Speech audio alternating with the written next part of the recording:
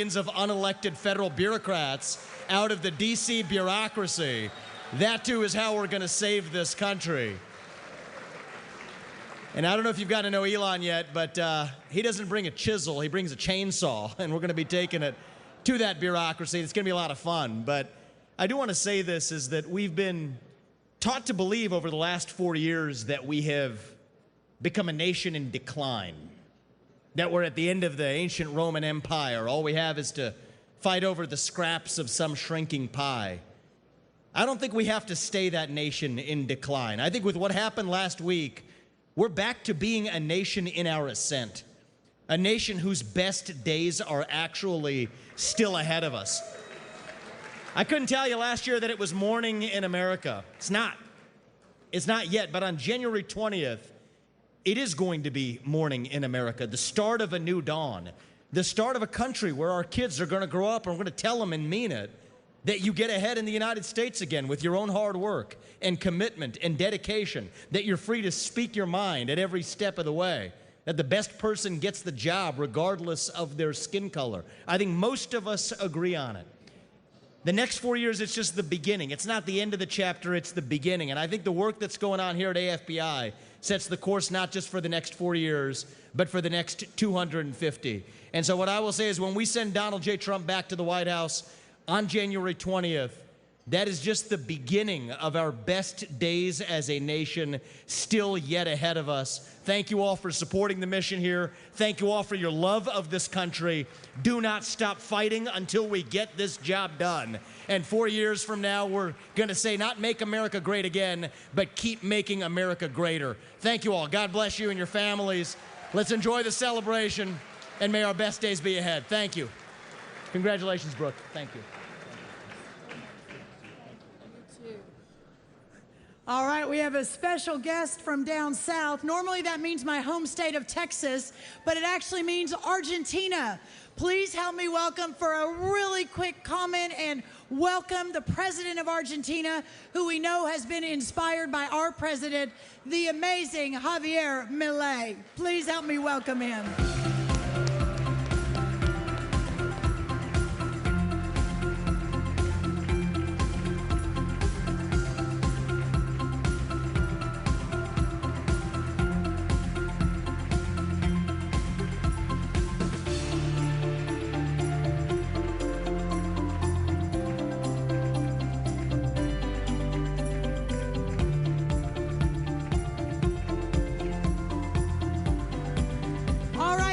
He's coming. One more big welcome for Javier Milei.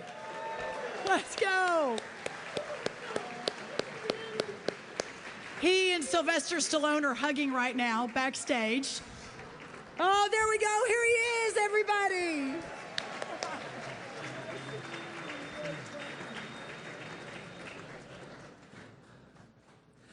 Good night, everybody.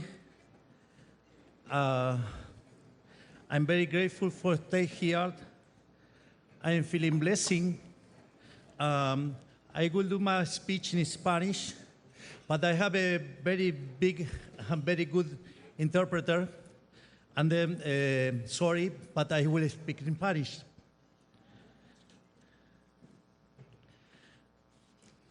Todos mis discursos comienzan con hola a todos. Hello, everybody. My speeches start with hello, everyone.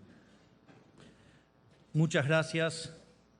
Gracias por hacerme parte de este evento tan importante y por permitirme hablar aquí entre ustedes que son unos verdaderos gigantes.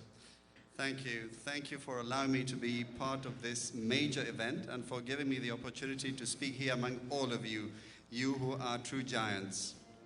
Quiero comenzar primero felicitando al presidente electo Donald Trump por su contundente victoria. First, I would like to begin by congratulating President-elect Donald Trump on his resounding victory.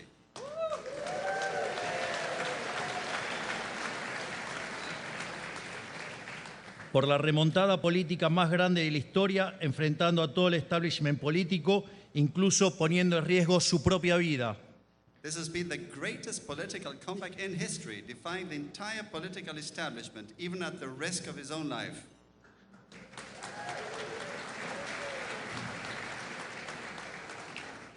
Y gracias a ello, hoy el mundo es un mundo mucho mejor, porque hoy soplan vientos de libertad, soplan muchísimo más fuerte. And thanks to this, today the world is a much better place. Today, the winds of freedom are blowing much stronger.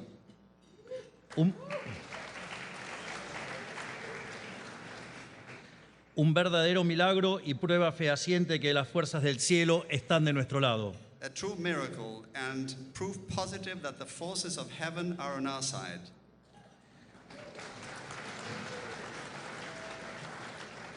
En 1848, Marx comenzó aquel panfleto siniestro que fue su manifiesto comunista, diciendo que un fantasma recorría Europa, el fantasma del comunismo.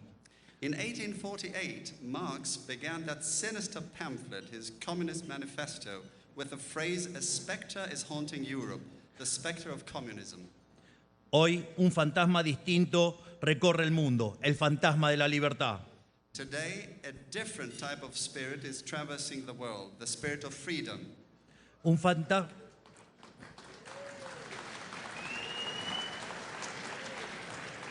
fantasma que viene a terminar con el modelo de servidumbre que reina en el mundo libre. A spirit that has come to end the model of servitude that reigns in the free world. Bajo el manto de las buenas intenciones y la doctrina de la mal llamada justicia social, la casta política montó un Estado opresor que divide a los ciudadanos entre ganadores y perdedores, quienes pagan impuestos de un lado y quienes viven pagando a ellos.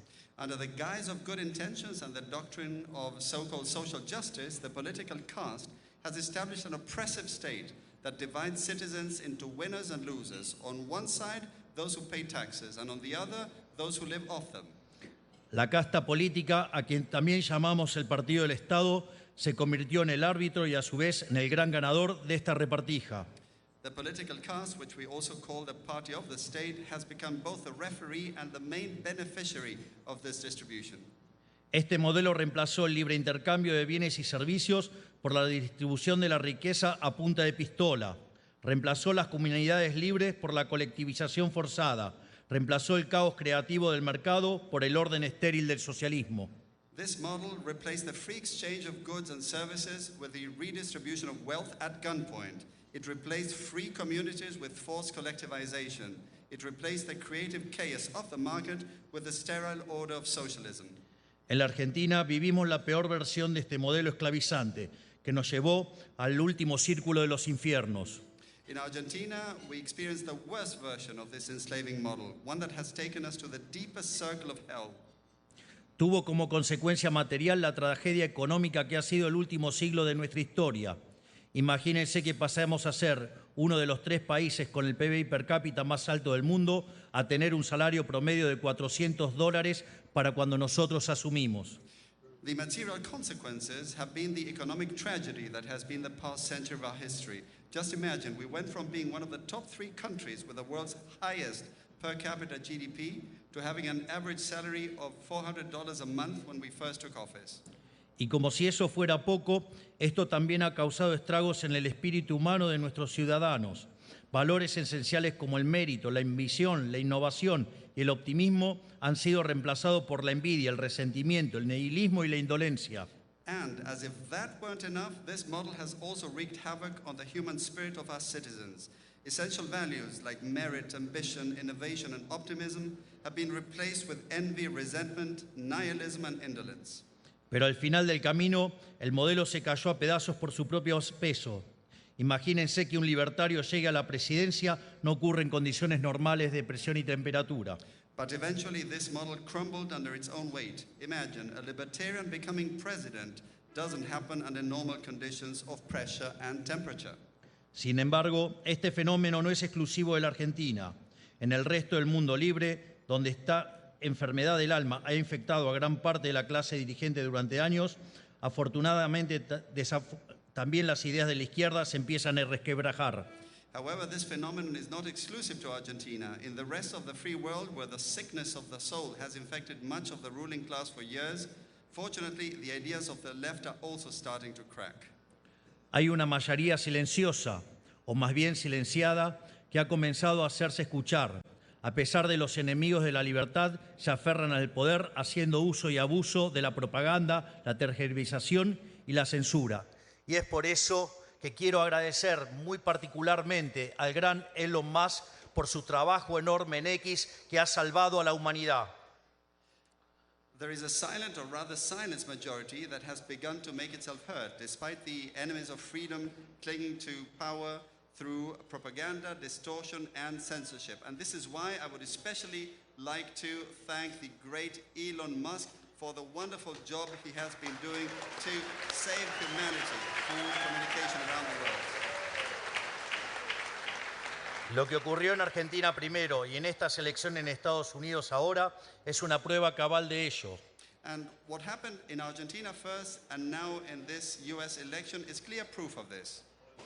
Porque en todo el mundo se están formando dos grandes posiciones antagónicas, quienes están avergonzados de los valores de Occidente contra quienes estamos orgullosos de ellos, el partido del Estado contra el partido de los ciudadanos libres, el partido de la regulación contra el partido de la libertad. Because throughout the world, two great opposing positions are forming. Those who are ashamed of Western values versus those of us who are proud of them. The party of the state versus the party of free citizens. The party of regulation versus the party of freedom.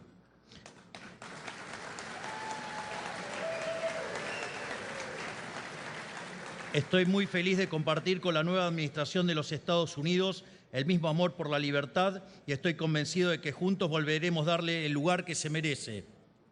I am exhilarated to be able to share with the new United States administration the same love for freedom, and I'm convinced that together we will restore it to the place it deserves.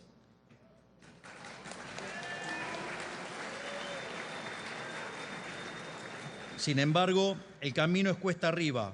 Poco a poco el antiguo régimen se derrumba por su propio peso, pero el nuevo mundo tarda aún en nacer. However, the road ahead is steep. Slowly but surely, the old regime is collapsing under its own weight, but the new world is still taking its time to be born. Porque la casta política, el establishment, el pantano o como quieran llamarlo, controlan la mayoría de los medios, las cátedras universitarias, la burocracia estatal, los sindicatos, las organizaciones sociales, las organizaciones supranacionales y también muchas fundaciones. Eso que los marxistas llamaban superestructura y que para nosotros es una catedral de la miseria material y espiritual.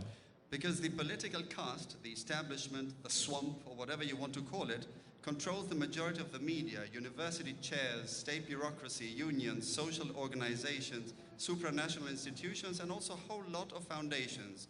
What Marxists would call a superstructure, to us is a cathedral of material and spiritual misery. A través de ella, la izquierda ha logrado instalar sus ideas yendo contra toda noción de sentido común e incluso contra la propia naturaleza humana. Through that, the left has managed to implant its ideas, going against all notions of common sense and even against human nature itself. Y el daño intestino que la casta política le inflige a la cultura y al crecimiento económico no es un problema exclusivo de cada país. And the heinous damage the political castes inflicts on culture and economic growth is not a problem confined to individual countries. Porque como famosamente dijo el prócer de la literatura argentina, José Hernández, los hermanos sean unidos. Esa es la ley primera, porque si ellos entre ellos pelean, los devoran los de afuera. Because as the great Argentine literary figure José Hernández famously said, brothers should be united, for that is the first law. For if they fight amongst themselves, they will be devoured by those from outside. 500 años antes de Cristo, en los albores de la cultura occidental, cientos de ciudades de Estado griegas formaron una liga para hacerle frente al despotismo persa. O sea, cuando Occidente enfrentó su primera prueba de fuego, los pueblos libres estuvieron a la altura y se asociaron para superarla. 500 years before Christ, at the dawn of Western culture, hundreds of Greek city-states formed a league to confront Persian despotism. In other words, when the West faced its first trial by fire, the free peoples rose to the occasion and teamed up to overcome it. Hoy, en el apogeo de la cultura occidental, encontramos una nueva prueba de fuego. En el frente interno, el combate contra el virus WOC y sus consecuencias nefastas. Y en el frente externo, la amenaza de nuevas formas de despotismo y terror son dos expresiones distintas de la barbarie, pero ambas peligrosas. Today, at the height of Western culture, we face a new trial by fire. On the domestic front, the fight against the woke virus and its devastating consequences, and on the external front, the threat of new forms of despotism and terror. These are two different expressions of barbarism, but both are dangerous. Como alguna vez lo hicieron los antiguos, creo que debemos unirnos para hacerle frente a esta barbarie y formar una alianza de naciones libres, custodios del legado occidental, estableciendo nuevos lazos políticos, pero también comerciales, diplomáticos y militares. Just as the ancients one did, I believe we must unite to confront this barbarism and form an alliance of free nations, guardians of the Western legacy, by establishing new political ties, absolutely, but also commercial, cultural, diplomatic, and military. Thank you very much. You're welcome. Thank you. In other words, everybody, let freedom ring across the world today, tomorrow, and forever. Please help me welcome the incredible Rocky Sylvester Sly Stallone with a very, very special introduction. Sly, come on out here. Let's go.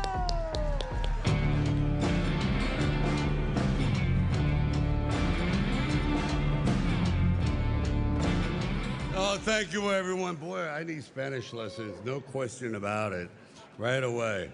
Enrolling tomorrow. I'm very, very proud to be here. I didn't expect this, but I'll just keep it short and sweet because there's no such a thing as a speech too short. When I did Rocky, if you remember, the first image was a picture of Jesus, and it says Resurrection AC Club. I found a church that had been converted to a boxing ring. So the image pans down from Jesus onto Rocky being hit. And at that moment, he was a chosen person, and that's how I began the journey. Something was going to happen. This man was going to go through a metamorphosis and change lives, just like President Trump.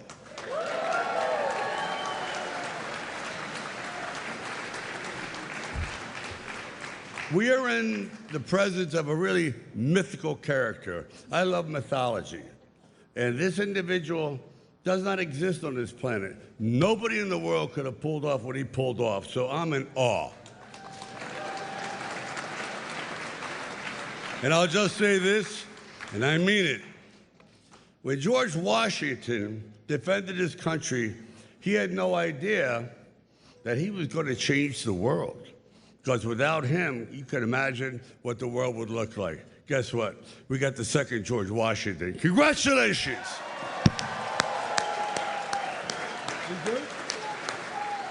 But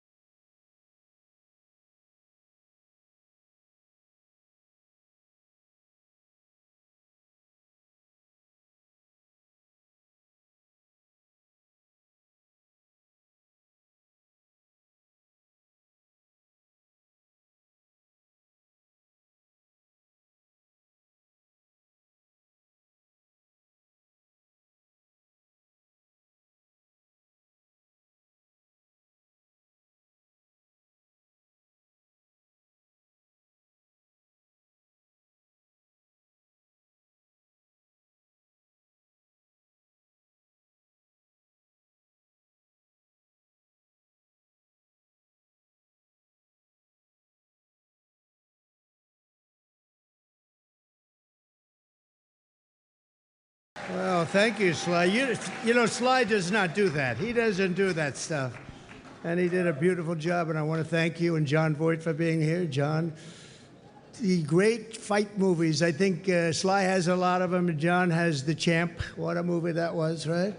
But I want to thank everybody for being here. You know, when Mrs. Post and E.F. Hutton, her husband at the time, when they built Mar-a-Lago many years ago, the Roaring 20s, it was the Roaring 20s, and we're hotter right now than they ever were in the Roaring 20s, I believe, and we're going to be a lot hotter, but we're going to keep it going. We're not going to have 1929 happen. Although, if it would have continued the way it was, it might not have been too good.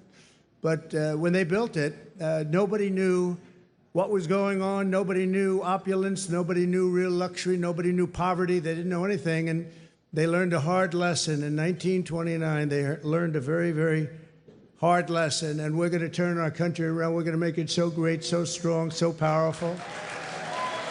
We're going to bring it all back. I want to thank some people that have been so instrumental in doing such a great job in terms of not only policy, but people, and people love them. Brooke Rollins, who put this on with Linda McMahon. Linda has been a great friend of mine for a long time, right, Linda? I want to thank you very much. And the America First Policy Institute, what a job they've done. But I said, you know, the policy is much more important if we do it for 8 years than it is if we do it for 4 years. So I said, let's do this. Don't worry about your policy. Let's get out and let's win the election. But nobody knew we were going to win it the way we wanted. That was our big one. So that was really great. And Javier, I'd like to congratulate you on the job you've done for Argentina. Your speech was beautiful, but the job you've done is incredible. Make Argentina great again. You know, MAGA. He's a MAGA person. And you know, he's doing that. He's actually doing that. Just happens to work with EA. That one we don't have to worry about. It doesn't work so well with other countries, but you know what? I think your numbers are working also. You've done a fantastic job in a very short period of time. It's an honor to have you here. That's really great. Thank you. Also, Speaker Mike Johnson, wherever you may be, Mike, in this very big and crowded room. Thank you, Mike. I went yesterday, just in case, I said, look, I want to tell you, I'm behind this man 100%, and he got 100% of the vote from Republicans. Are you sure? You sure, huh? No, he's doing a great job. Nothing easy. We actually had one little period, about 4 weeks, where we had a majority of 1. That was not pretty, right? And you handled it beautifully. He just kept that stiff upper lip, but he's doing a really good job. And that was a great vote you got yesterday. Totally unanimous vote. Congratulations, Mike. That's beautiful. Members of Congress, all of whom voted for Mike, and they've been my friends. It's just a small group, but we have a lot of them outside, and we have a lot of them coming over the weekend. Byron Donalds, a star. Where's Byron? Byron, what a star. What a star. Thank you, Byron. Ronnie Jackson, Doc Ronnie, he's been a lot of things. He was my doctor. He was a great admiral, you know, highly respected admiral, great doctor at the White House, and now he's a very popular congressman. He won by 48 points. That's pretty good. Of course, it was a very, very Trumpy district, but he won by 48 points. But when he was a doctor, they asked him the question, the fake news, which is here. Look, wow, that's a lot. That's a lot. We invited him, and they said, can we come in? I said, we have nothing to hide as Republicans, right? We have nothing to hide. But they asked Ronnie, they asked the doctor, he was up in the podium, who's the healthiest? Because he was the doctor for Barack Hussein Obama, Donald Trump, and he was the doctor for Bush also. They said, who's the healthiest of them all? He said, without question, it's Donald Trump. And I said, I like that guy. I said, I like that guy. And he's doing great. Jason Smith is here, a great, great congressman. Wesley Hunt, wow. And Mike Waltz, who's going to be doing a little other work for us in the very near future. We just nominated him, and he's going to be doing a great job in the administration. And I promised Mike that I wouldn't be taking too many more before we start counting the votes, okay? He said, please, could you slow down a little bit? I just like the people in Congress, Mike. I'm sorry. But no, don't worry about it, Mike. Just relax. Just relax. We have a man who has a seriously high IQ. You know, I'm a person that believes in high IQs, and his is about as high as they get. He launched a rocket 3 weeks ago, and then he went to Pennsylvania to campaign because he considered this more important than launching rockets that cost billions of dollars. Elon Musk. Elon.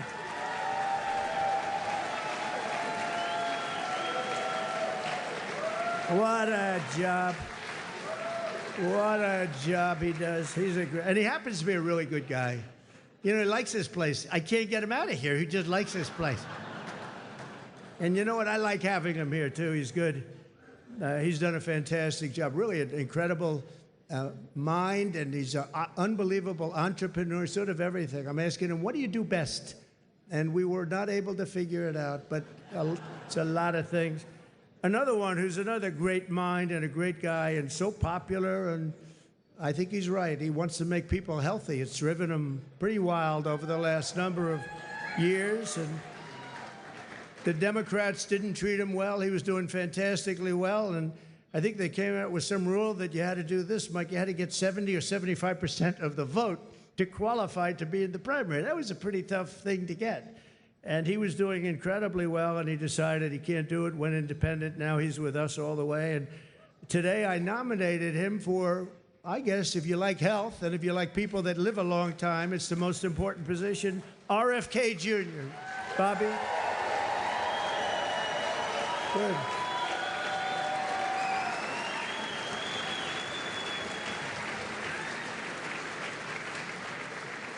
And I just looked at the news reports. People like you, Bobby. Don't get too popular, Bobby. Oh. You know, you've reached about the level. Now, we want you to come up with things and ideas and what you've been talking about for a long time, and I think you're going to do some unbelievable thing. Nobody's going to be able to do it like you, and boy, does he feel it in his heart. So congratulations also to your family. And a woman who was a Democrat and was an independent, she went independent, and last week she said, I want to be a Republican because this is what I stand for. And I've always admired her, and I've admired her because she was loaded up with common sense. And it's all about common sense. I mean, we're conservative in this room, but we can understand the other side. But what we really are is people with common sense. And I think that's why we won with the numbers that we won by. Tulsi Gabbard. Thank you, Tulsi. Great common sense.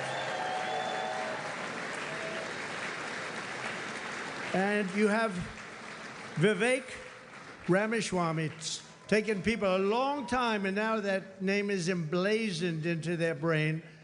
But Vivek, wherever you may be, where are you, Vivek? Thank you, Vivek. Good. He's working with Elon on efficiency.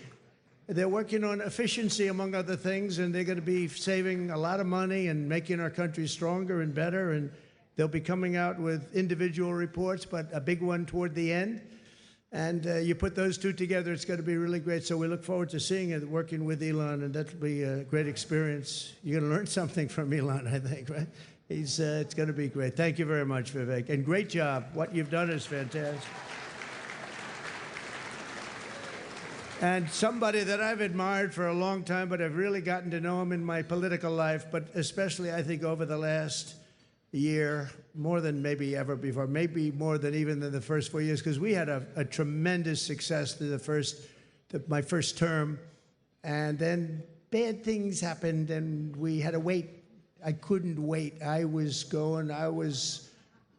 saying, they're not going to do it. They're not going to help us. They're not going to save this country. And it really dawned on me about 10 days out. I said, wait a minute, with 10 days, I waited 4 years, 3 years, 2 years. All of a sudden, it's 10 days, and then every day seemed so long. But I knew by the crowds we were getting it was going to be really something. And Newt Gingrich got up, and he said, this is a very special thing that's happening, because nobody has ever had crowds, and they just wanted hope. They wanted something. They just didn't want what they had, and nobody expressed it more beautifully than Newt Gingrich, and thank you, Newt, very much. It was really beautiful. And Callista, thank you very much. Thank you, Callista. But the American people have just delivered really something very amazing. The biggest political victory in 129 years. Can you believe that, Newt? 120. They said the most consequential election. I love that word. It's a beautiful word. Most consequential election in the last 129 years. Wow, that's something. So we swept all swing states. We won the popular vote. Oh, I love that. You know, in the last one, in my first term, they said he won the election, but they always followed by he didn't win the popular vote. That's what they say. I don't even know is it true or not. Who knows? But they would say he didn't win the popular vote, and we won the popular vote by records now. So nobody can say that anymore about us. Nobody can say that because we won the popular vote. And I didn't win it. The people won it. The great people of our country won the popular vote, and that's what they wanted. And this was something really special.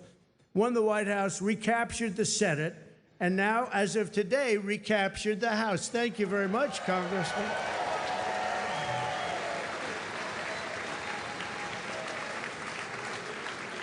And on track, looks like we have it, the largest margin in the national vote in presidential year since 1928. That's a long time ago. Well, that's interesting. That's when this House was built, 1928.